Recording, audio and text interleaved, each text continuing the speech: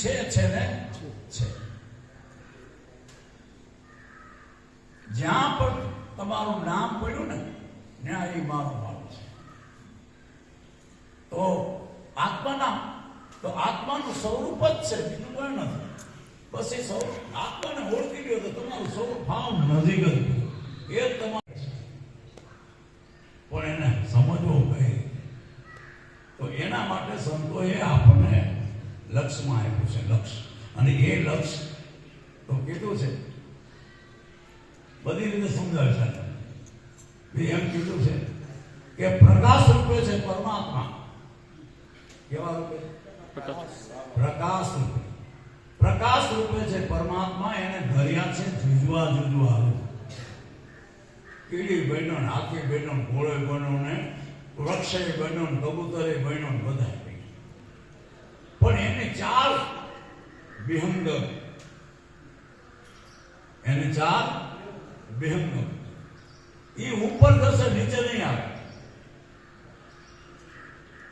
એની ચાર વિહંગ એટલે કબૂતર છે, પક્ષી છે, અધર. તો તમે બધા, તમારો છેડો બધો અધર જ છે. કબીરે કીધું માય હોય તો મરે કેસા, જો આમાં હોય તો મરવો ન જોઈએ. પણ આ તો ગોળી હોય ને, એટલે ભયું એટલે જ્યાંથી નીકળ્યું તો જ્યાં પછી હોમાય ને. આકાશ આકાશમાં જાય, પવન પવનમાં જાય, અગ્નિ અગ્નિમાં જાય, પાણી પાણીમાં મળે, પૃથ્વી પૃથ્વીમાં જાય. આમાં કોઈ મળતું નથી. આ પાંચે તત્વો હમાઈ ગયા ત્યારે પ્રાણ ઉઠી અને જ્યાં બીજે ઘર બનાવ્યું હોય ને ત્યાં જ. પણ ક્યારે?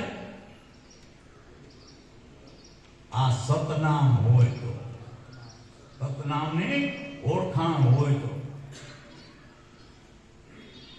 સમરણ ધ્યાન લક્ષ્ય કરવું હોય તો ફક્ત આત્માનો જ કરજો. આત્મા સિવાય કઈ છે? આ બગીચો એનો છે ભાઈ, એ બગીચામાં મારો વાલો જ ફરે, પછી એને શું કામ મૂકીએ આપણે? એટલે આ મનને એની સાથે જોડવાની વાત આવી. સંતોએ બધા મનને સમજાવ્યું છે. એ મન તું કરી લે, હિંમત રે, ચાલો રે સદગુરુ ભાવેથી બળશું ભેળા રે, ભજન કરશું ગુરુજી. તો આ ગુરુજીનું આંગણું છે ભાઈ. આંગણું કેવું? આ પાંચ તત્વનું પૂતળું છે ને, એનું આંગણું છે. આમાં રમી ગયો છે. આપણે વળી બીજે ઘર ગોતવા ના ક્યાંય ગોતવા જવાનું. આ જેનું આંગણું છે ને, અહીંયા મારું ઘર બનાવ્યું બહુ સારું, એમાં એક રહી જાય છે બાર. કારણ કે આત્માને ઓળખાણ નહોતી એટલે બારું બારું દે ને ભાઈ. તો એની ઓળખાણ રહે તો અંદર મારું ઘર બનાવ્યું બહુ સારું, પણ એમાં રહી જાય છે બાર. તો આ ઘર છે પરમાત્માનું, અને આ પરમાત્માના ઘરને આપણે ઓળખવું એ ખાસ જરૂર છે. અને એને આપણે ઓળખશું અને જાણશું તો તમારું ઘર બીજે ત્યાં હશે. તમારું ઘર બીજે ત્યાં હશે. કેવું? ચેતન. પશુ પક્ષીમાં ગયા, ઝાડબાળમાં ગયા તો જીવ કેવાશે, અને આમાં આવ્યા તો ચેતન કેવાશે. કારણ કે આ ચેતનમાં બધી ખબર પડે. જીવમાં ઓની પર કબૂતરને હું ખબર પડે, કે કીડીને હું ખબર પડે, કે હાથીને હું ખબર પડે, કે ઝાડને હું ખબર. એ તો એ જે એક વખત તમને છાંયો આપી દીધું, છાંયો આપી દીધું, એ ફળ ફૂલ આપે, કારણ કે એનું કામ જ નહીં. પણ એને બીજાને ખબર ન પડે કે મારું સ્વરૂપ છે. તો એ સ્વરૂપનું ખબર તમને પડે છે. માટે આપણે ચેતન છે. જો આત્મા બધા છે, કારણ કે આત્મા ચેતન, અને એ આત્માને જાણવો, સમજવો એ આપણી ફરજ છે. અને એ જો તમારું પાકું થઈ જાય તો સામે ઘરે પણ પાકું દેશે, કાચું નહીં હોય. આ પાકું ઘર છે, આ બધા કાચા ઘર છે. તો આ ઘરની અંદર આવું કીધું, અહીંયા ભગત બીજ પલટે નહીં, જુગ જાય અનંત, ઊંચ નિજ ઘર જન્મે પણ આકર સંતનો જ્યાં જાય ત્યાં મારો વાલો સંતનો સંસાર. એટલે ચેતન થઈને જ જન્મે બાકી આપણે બધા એવા છે.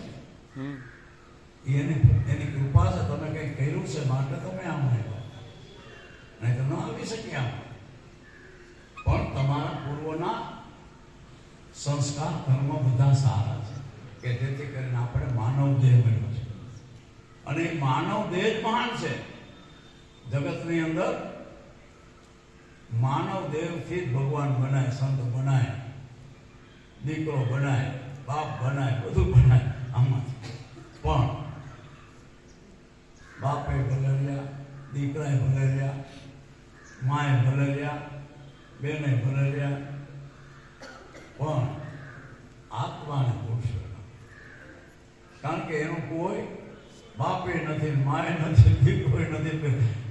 बेटा किसी का नहीं के हम चले साहेब, बेटा हो के जन्म के वो साहेब ना, तो मारो वालों के बेटा हो के जन्म ई साहेब ना, એટલે આયા જે જન્મે ઈ સાહેબ ના, પણ આ તો જન્મ તો જ નથી.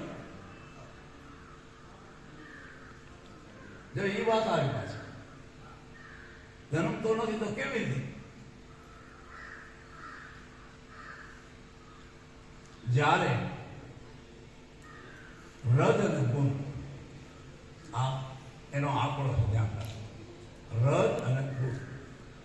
ગુંદ એટલે વીર્ય છે, રજ એટલે માનું, રજ છે. આ બેનો આખો સંસાર ઉભો થાય. હવે એ બે મળે, આગળના બાબા એમ કે ભાઈ સુરતાના બાળક જન્મતા એમ કહેતા. તો આપણને એમ થાય કે મારું આ કર્મ કર્યા વગરનું કેમ મારા બાળક થતું? પણ નહીં, સુરતાના એટલે સ્ત્રી અને પુરુષની આંખો મળે એટલે આ બધું થાય. આ બાકી કોઈ એમ ન કે ભાઈ સુરતાથી ફળ લાગી ના, એમ કોઈ ના. પણ સ્ત્રી અને પુરુષનું મિલન થાય તો વસ્તુ બને. નહીં તમે મારું માનું જવાબ આપે પછી ભગવાન. પણ મને એમ થઈ ગયું નક્કી કે ભાઈ જ્યાં સુધી એનું મિલન ન થાય સ્ત્રી અને પુરુષનું, ત્યાં સુધી કોઈ વસ્તુ ઊભી થાય નહીં. તો આ બે માણસ મળે એ ભોગવે અને માના પેટમાં ગર્ભસ્થાનમાં આવે ત્યારે ફક્ત એક પાણી જ હોય છે, અમને પાણી. અને એ પાણીમાં પાણી. અને અહીંયા એમ કીધું દાદા 50 કરોડમાં પાણી. અસંગ યુગમાં નહોતો રે આધાર, 50 કરોડમાં પાણી. તો અસંગ યુગ 50 કરોડ, આ 50 કરોડ. આની અંદર પાણી પાણી છે, બીજું કઈ નથી. અહીંયા પરપોટો થાય પાણી. અને એ પરપોટલામાં જે વીર્ય બુંદ પડ્યું છે એ એમાં મોટું થાય. અને એ કેમ મોટું થાય?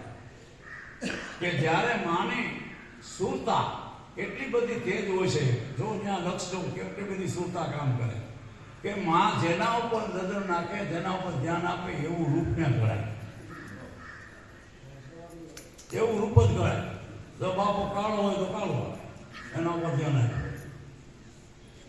માં રૂપાળા હોય એના પર વધારે ધ્યાન આપ્યું તો સફેદ રૂપાળો. પણ હાલ ક્યારેક એવું બને કે બે રૂપાળો હોય કાળું આવે, એ તકલીફ થાય. પણ એનો વિવેક છે, એનો વિવેક છે. રાજા અને રાણી હવે તો રૂપાળા જ હોય ને ભાઈ, એમને ત્યાં બાળકનો જન્મ થવાનો હતો. પણ બે રૂપાળું કાળું ઓલા બાદશાહ જેવું હોય.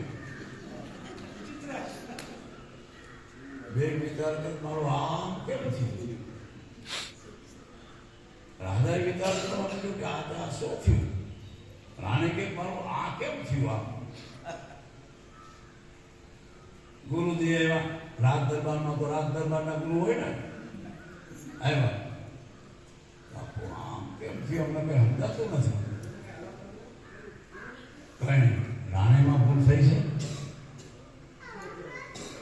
ગુરુજી કહે છે કે ના ભાઈ એવું કઈ નથી, પણ તું મને તારા રાજ્યમાં લઈ જાય.